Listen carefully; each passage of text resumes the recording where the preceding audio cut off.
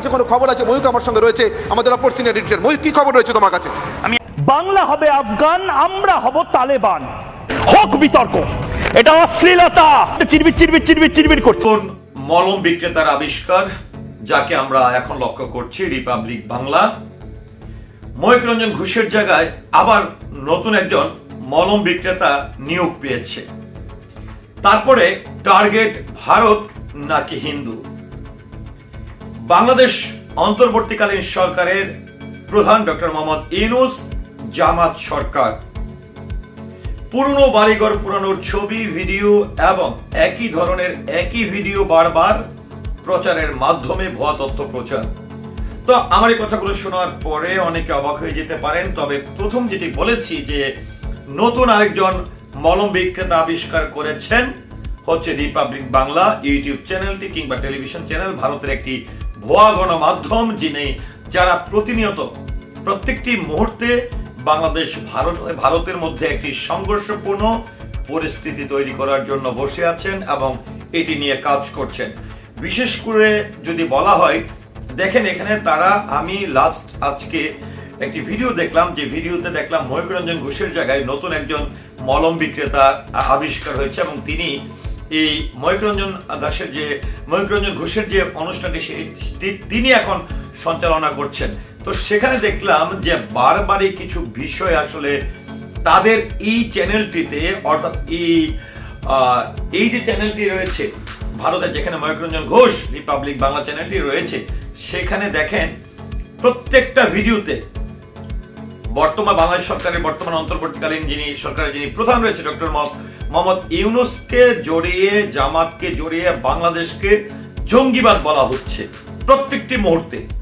তো বাংলাদেশকে জঙ্গিবাদ বলে আবার বাংলাদেশের যে সংখ্যালঘুদের নিয়ে ভুয়া তথ্য প্রচার করছে, তারা এমন কিছু ভিডিও প্রচার করছে আজকে যে ভিডিওগুলো আমি, আমার মনে হয় যে আজ থেকে 2-3 বছর আগেও দেখেছি।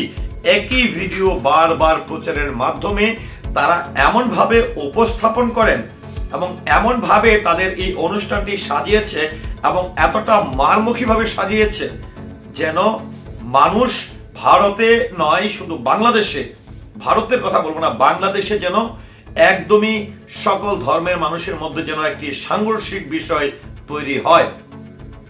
এবং আরেকটি বিষয় হচ্ছে যে আজকে আমি একটি প্রশ্ন রাখতে চাই, যারা বাংলাদেশের সংখ্যালঘু যারা আছেন, বিভিন্ন ধর্মের যারা আছেন, তাদেরকে আমি যদি প্রশ্ন রাখতে চাই যে আজকে বাংলাদেশকে নিয়ে যে অপপ্রচার চালানো হচ্ছে, বা আপনারা দেখতে পাচ্ছেন যে প্রায় আপনারা দেখবেন যে ভিডিওগুলো রিপাবলিক চ্যানেলে প্রচারিত হচ্ছে বা তারা প্রচার করছে, যে ভিডিওগুলোর মাধ্যমে তারা গুজব রটাচ্ছে, আপনারা দয়া করে একটু দেখবেন যে এই ভিডিওগুলো রিপাবলিক বাংলায় আজ থেকে 2 বছর আগে, 3 বছর আগে আপনারা খুঁজে পাবেন।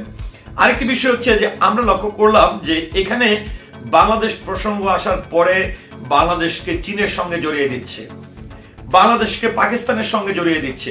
আমার কথা হচ্ছে স্পেসিফিক, আপনারা যদি সংখ্যালঘুদের নিয়ে চিন্তিত হন কিংবা আপনারা যদি বাংলাদেশের সংখ্যালঘুদের হিতাকাঙ্ক্ষী হন, তাহলে এই বিষয়টি নিয়ে কথা বলেন।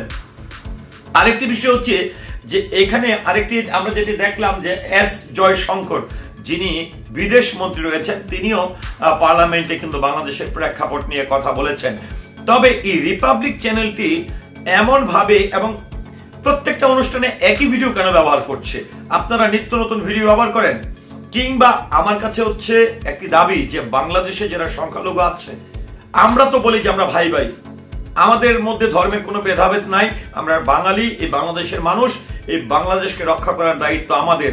এবং এই দেশে আমি একজন মুসলমান মানুষ, কিন্তু আমি মনে করি হিন্দু ধর্মাবলম্বী যারা আছেন, বৌদ্ধ ধর্মাবলম্বী যারা আছেন, খ্রিস্টান ধর্মাবলম্বী যারা আছেন, মুসলমান যারা আছেন, যারা এই দেশের নাগরিক, আমি মুসলমান হিসাবে যতটুকু সুবিধা পাবো, আমি অবভিয়াসলি চাই যে একজন হিন্দু ধর্মাবলম্বী বাংলাদেশের নাগরিক হিসাবে সমান অধিকার পাক।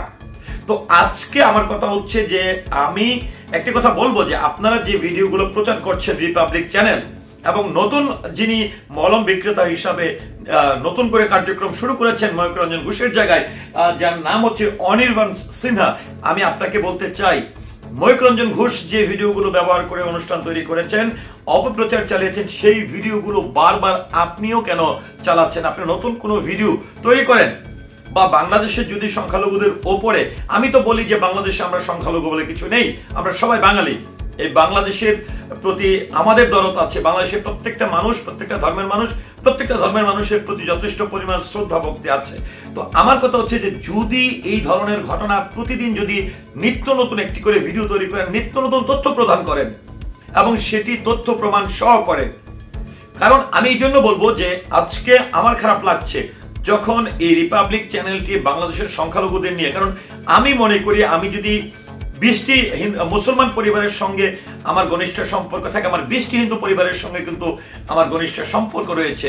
তো আপনাদের এইসব ভুয়া তথ্যের কারণে আমাদের মধ্যে একটি ভেদাভেদ তৈরি হচ্ছে, কারণ স্বাভাবিকভাবে আমার একজন হিন্দু ভাই যখন দেখবে বা হিন্দু ভাইয়ের সামনে যখন ভুয়া তথ্য প্রচার করা হবে, ভুয়া ইনফরমেশন দেওয়া হবে, তখন হিন্দু ভাই আমার মুসলমান, আমরা যারা মুসলমান রয়েছে তাদের প্রতি একটা বিদ্বেষ তৈরি হবে, আমাদের প্রতি একটা রাগ তৈরি হবে, আমাদের সঙ্গে একটা সাংঘর্ষিক পরিস্থিতি তৈরি হবে। তো সেই প্রেক্ষাপটে আমি বলবো যে আজকে আমরা দেখেন, আমি কেন আবারও বলবো যে 3 বছর 4 বছর আগেও আপনারা লক্ষ্য করবেন রিপাবলিক এই চ্যানেলটিতে যেটাতে ময়ূক রঞ্জন ঘোষ যে ভিডিওগুলো প্রকাশের মাধ্যমে, যে ভিডিওগুলোর মাধ্যমে তিনি বাংলাদেশ নিয়ে অপপ্রচার চালাতেন, সেম এখন তার জায়গায় যে ব্যক্তিটা এসছে অনির্বাণ সিনহা, তিনি একই ভিডিও ব্যবহার করছেন, সেখানে নিত্য নতুন করে ভিডিও নেই। কারণ গত এই 4 মাসের প্রসঙ্গ যদি টেনে নেওয়া হয়, এই 4 মাসে আপনারা কয়টি ভিডিও সংগ্রহ করতে পেরেছেন? এই 4 মাসে যদি রিপাবলিক চ্যানেলটি মানুষ ঘাটে তাহলে কিন্তু একই ভিডিও বারবার দেখবে, এক। আর দ্বিতীয়ত হচ্ছে কোন ভিডিওগুলো বাংলাদেশের ফুটেজ, এটি কি এমন হতে পারে না যে ভারতেও তো আমরা দেখি যে ভারতে সংখ্যালঘুদের ওপর প্রচুর পরে বাবরি মসজিদ থেকে শুরু করে কোথায় সংখ্যালঘুদের ওপর নির্যাতন হয়নি, কোথায় হামলা হয়নি? আমরা কি দাঙ্গা হাঙ্গামা বাংলাদেশে তো সেটি নির্দিষ্ট না, কেউ যদি নিজে খারাপ করে থাকে, সেটি আমি মুসলমান, আমি যদি খারাপ করি, আমি যদি রাজনীতি করি, আমি যদি কোনো দলের হয়ে মানুষের উপর অবিচার করি, আমার যেদিন ক্ষমতা থাকবে না, সেই দৃষ্টিকোণ থেকে সেই প্রেক্ষাপটে অবভিয়াসলি সাধারণ মানুষের কাছে আমি হ্যাস্তন্যস্ত হতে পারি, সেখানে দল বা সরকারের প্রয়োজন নেই। আমি যদি কোনো এলাকায় বসবাস করি, সেই এলাকার মানুষের উপর যদি অবিচার করি, অবশ্যই যেদিন আমার হাতে ক্ষমতা থাকবে না, যেদিন আমার দুর্দিন আসবে, যেদিন একদম আমার পায়ের নিচে মাটি থাকবে না, সেদিন মানুষগুলো কিন্তু তার মানুষগুলোর কাছে আমাকে জবাবদিহিতা করতে হবে। তার মানে এই না যে আমি মুসলমান, এবং এই না যে আমি মুসলমান বলে আমার কোনো জবাবদিহিতা থাকবে না। তো সেই প্রেক্ষাপটে আপনারা যে ভিডিওগুলো প্রকাশ করছেন, বা আমি, আপনারা যারা আমার ভক্ত বা যারা আমাকে আমার চ্যানেলটি দেখেন বা আমার ভিডিওগুলো দেখেন, সেটি বাংলাদেশের শ্রদ্ধাভাজনরা হন, ভারতের শ্রদ্ধাভাজনরা হন, যে কোনো ধর্মের হন, আপনাদের কাছে আমি প্রশ্ন রাখি যে দেখেন, আপনারা আজকে ভারতে যারা আমার চ্যানেলটি দেখছেন বা আমার ভিডিওগুলো দেখেন, তাদের কাছে আমি একটু একদম শ্রদ্ধা ভরে যদি আপনাদেরকে একটু প্রশ্ন করি যে আপনাদেরও তো অনেক আত্মীয় স্বজন বাংলাদেশে বসবাস করছেন, তাই না? তো আপনারা এরকম কয়টি জায়গা থেকে আমি একটু রিকোয়েস্ট করব যে পলিটিক্সের সঙ্গে সম্পৃক্ত থাকা সাধারণ কোনো সংখ্যালঘুদের ওপর বা আপনাদের কোনো আত্মীয়দের উপর যদি হামলা হয়ে থাকে বা অবিচার হয়ে থাকে, দয়া করে আমাকে কমেন্টের মাধ্যমে অবশ্যই জানাবেন, এবং সেটির জন্য আমি মাথা পেতে নিব। এবং কিন্তু আমার কথা হচ্ছে আপনারা যারা কারণ হচ্ছে কি, বাংলাদেশের অনেক আত্মীয় স্বজন ভারতে থাকে সংখ্যালঘুদের মধ্যে, আবার ভারতের অনেকেই কিন্তু বাংলাদেশে থাকে। সো এখানে ভুয়া তথ্য ছড়িয়ে আসলে গুজব রটিয়ে যে একটি অস্থিতিশীল পরিস্থিতি তৈরি করবে সেটি না। তবে দুঃখজনক বিষয় হচ্ছে, আমি মনে করি ভারতের যে গণমাধ্যমগুলো পুরনো ভিডিওর মাধ্যমে 2-4 বছর আগের ভিডিওর মাধ্যমে একই ধরনের ফুটেজ ব্যবহার করে যে অস্থিতিশীল পরিস্থিতি সারা বিশ্বের কাছে বাংলাদেশের সংখ্যালঘুদের উপর হামলা হচ্ছে, নির্যাতন হচ্ছে, এই ধরনের তথ্য প্রচার করছেন, তারা যদি মনে করি বাংলাদেশের এই সংখ্যালঘু কিংবা আপনারা যদি ভারতের যারা প্রচার করছেন এই ভুয়া তথ্যের মাধ্যমে, তাদেরকে বলবো আপনারা যদি হিন্দু ধর্মাবলম্বী হন, তাহলে আপনারা কি বাংলাদেশের যারা আছে তাদেরকে কি আপনারা লালন পালন করবেন? আপনারা কি আপনাদের কাছে নিয়ে রাখবেন? যদি এই দেশে থাকতে হয়, আমরা তো মিলেমিশে থাকছি, আমাদের মধ্যে তো কোনো ভেদাভেদ নেই। এবং আমি গত 2 দিন আগে একটি ভিডিও দেখলাম যেখানে বলা হচ্ছে যে আমি একজন মা, ভারতের একজন নারী যিনি বাংলাদেশে ছিল আত্মীয়র বাড়িতে, তিনি যখন বাংলাদেশ ত্যাগ করছে, বর্ডারের কিছু গণমাধ্যম কর্মীরা, ভারতের কিছু গণমাধ্যম কর্মীরা তার কাছ থেকে ইন্টারভিউ নিয়েছে, তাকে শিখিয়ে দিয়ে, এবং পরবর্তীতে দেখলাম যে তাকে যে শিখিয়ে দিয়ে করা হয়েছে এই বিষয়টি তিনি পরবর্তীতে আরেকটি জায়গায় এসে প্রকাশ করে দিচ্ছে। তো আমি মনে করি যে আজকে আমি যদি ভারতের মুসলমানদেরকে মানে এমন যদি বোঝাই যে বাংলাদেশে মুসলমানদের উপর নির্যাতন হচ্ছে, হ্যাঁ, বাংলাদেশের মুসলমানদের উপর অবিচার হচ্ছে, এই মুসলমানদের বাড়িঘর পুড়িয়ে দিচ্ছে, আজকাল যদি মুসলমানরা সেই জায়গায় যদি সংখ্যালঘু হতো, তাহলে কি আমি আমি আমি ভারতে বসে বসে এইটাকে মিথ্যা প্রচার করছি, আর আমার বাংলাদেশের মুসলমানদের উপর এবং মুসলমানের সঙ্গে হিন্দুদের একটা ভেদাভেদ তৈরি হচ্ছে, একটা সাংঘর্ষিক পরিস্থিতি তৈরি হচ্ছে, এটা কি ভালো? তো আমি মনে করি যারা এই যে বাংলাদেশের সংখ্যালঘু নিয়ে কথা বলছেন বা বাংলাদেশের এই ভুয়া তথ্য ছড়াচ্ছেন, পুরনো ভিডিও ব্যবহার করে করছেন, এই বাড়িঘর ভাঙচুর, হাহাকার, কান্নাকাটি, আরে ভাই এখানে আমি কিছু কিছু ভিডিও আমি দেখি, আমার মনে হয় যে এইগুলোতে আগুন লাগিয়ে দিয়েছে, বিষয়টি এরকম দেখছি না। আরে ভাই আপনারা এখানে নির্দিষ্ট করে দেখান, আপনারা নির্দিষ্ট করে দেখান যে হ্যাঁ এমুকের বাড়িতে এই সময়ে এই দিন এত তারিখে, স্পেসিফিক যদি দেখাতে পারেন তাহলে করুন। আর আরেকটি কথা হচ্ছে যে সংখ্যালঘুদের ওপর আক্রমণ হচ্ছে বা এই ধরনের নির্যাতন হচ্ছে আমি মেনে নিতাম, কিন্তু আপনাদের প্রত্যেকটি ভিডিওতে ডক্টর মোহাম্মদ ইউনূসকে নিয়ে নেগেটিভ কথা বলা হচ্ছে, জামাতকে নিয়ে নেগেটিভ কথা বলা হচ্ছে, বাংলাদেশকে জঙ্গি বানানো হচ্ছে, বাংলাদেশ জঙ্গি, এটি বারবার বলা হচ্ছে।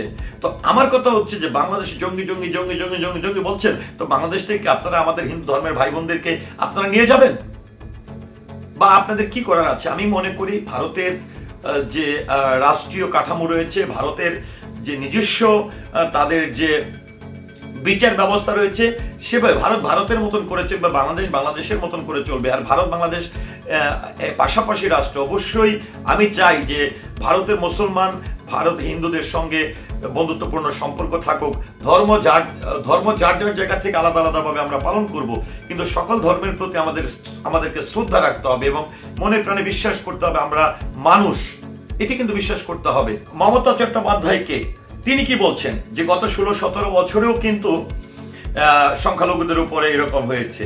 তো যদি 16-17 বছর, কিন্তু রিপাবলিক চ্যানেলের কোনো ভিডিওতে দেখছি না যে বিগত 16-17 বছর আগের বা এই খালেদা জিয়ার বাইরে, ডক্টর মোহাম্মদ ইউনূসের বাইরে বা বাংলাদেশের আওয়ামী লীগের বাইরে যে দলগুলো রয়েছে, এই দলের বাইরে তারা মানে আওয়ামী লীগের আমলে রিপাবলিক চ্যানেল যদি কিছু হয়ে থাকে সেই আওয়ামী লীগের শব্দটি নিচ্ছে না। আমার কথা হচ্ছে আপনারা যদি সঠিক বিচার করেন, সঠিক তথ্য দেন, তাহলে আমি মনে করি যে কোনো সরকার হোক, যে কোনো মুহূর্ত হোক, আপনারা সেই তথ্যটি প্রকাশ করেন। কিন্তু সেখানে বারবার দেখছি ডক্টর মোহাম্মদ ইউনূসকে ঘায়েল করে, ইউনূস সরকারকে ঘায়েল করে এবং তাকে বাজে ভাষায় উপস্থাপন করে আমি দেখছি বাংলাদেশের তিনবারের সফল প্রধানমন্ত্রী বেগম খালেদা জিয়ার সঙ্গে আপনারা পাকিস্তানের যে বৈঠক হয়েছে সেই ভিডিও প্রকাশ করছেন। কিন্তু আমার কথা হচ্ছে মমতা চট্টোপাধ্যায় যদি বলতে পারেন যে 16 বছরেও অনেক সংখ্যালঘুদের উপর নির্যাতন হয়েছে, তাদের বাড়ি ঘরে হামলা চালানো হয়েছে,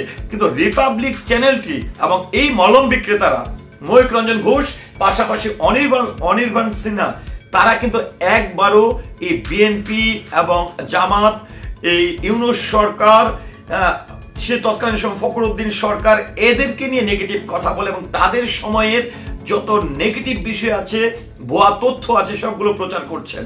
কিন্তু আমার কথা হচ্ছে যদি কথাই বলতে হয়, আপনারা যদি সংখ্যালঘুদের এতই ভালো চান, তাহলে প্রত্যেকটি মুহূর্তের অবস্থার কথা তুলে ধরুন, সত্য ঘটনা তুলে ধরুন, এমনটাই প্রত্যাশা করছি। তো ভিউয়ার্স, আমার ভিডিও বা আমার এই কথাগুলোর মধ্যে আপনাদের মানে কথাগুলো শুনে বা আমার কথার যুক্তিগুলো নিয়ে আপনাদের মতামত কি আশা করছি কমেন্টের মাধ্যমে জানাবেন। সেই সাথে পুরো ভিডিওটির সঙ্গে থাকার জন্য অসংখ্য ধন্যবাদ। আসসালামু আলাইকুম।